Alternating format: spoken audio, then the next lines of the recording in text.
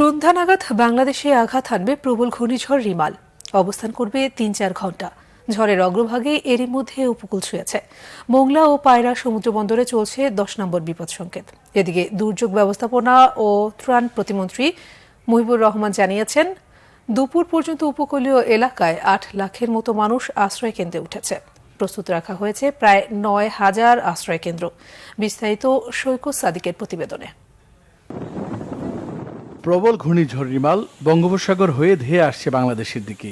এর অগ্রভাগের প্রভাবে এরই মধ্যে উপকূলীয় এলাকায় বৃষ্টিসহ দমকা হাওয়া বইছে। পায়রা সমুদ্র বন্দর থেকে ২০০ কিলোমিটার দূরে থাকা এই ঘূর্ণিঝড় সন্ধ্যা নাগাদ পটুয়াখালী জেলার খেপুপাড়া দিয়ে অতিক্রম করবে বলে জানিয়েছে আবহাওয়া অফিস।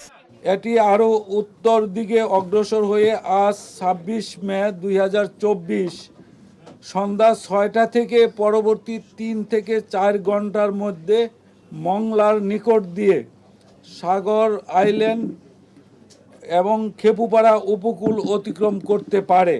বিশেষ বুলেটিনে এই ঘূর্ণিঝড়ের গতিবেগ ভয়াবহতা তুলে ধরছে আবহাওয়া অধিদপ্তর।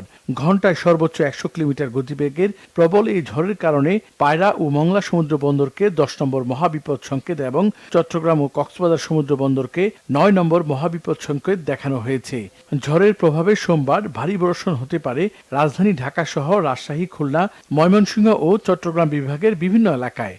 যখন এটা বাংলাদেশের উপরে অবস্থান করবে ল্যান্ড ডিপ্রেশন হিসেবে, তখন প্রবল বৃষ্টি হবে। এবারে বৃষ্টিপাত আমরা যেটা বলেছি ২০০-৩০০ মিলিমিটার পার ডে হতে পারে। এদিকে এই ঝড়ের কবল থেকে রক্ষা পেতে উপকূলীয় অঞ্চলের মানুষদের নিরাপদ আশ্রয় কেন্দ্রে যেতে বলেছেন দুর্যোগ ব্যবস্থাপনা প্রতিমন্ত্রী। জানান, আশ্রয় কেন্দ্রগুলোতে রয়েছে পর্যাপ্ত খাদ্য মজুদ। আমাদের অনেক অভিজ্ঞতা রয়েছে।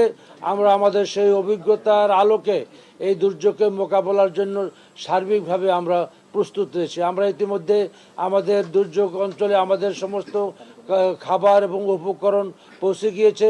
রিমালের কারণে আগামীকাল সকাল পর্যন্ত বঙ্গবন্ধু টানেল বন্ধ থাকবে। সম্ভাব্য ক্ষতি মোকাবেলায় বাতিল করা হয়েছে মন্ত্রণালয়ের কর্মকর্তা কর্মচারীদের ছুটি। সৈকত সাদিক, বাংলা ভিশন, ঢাকা।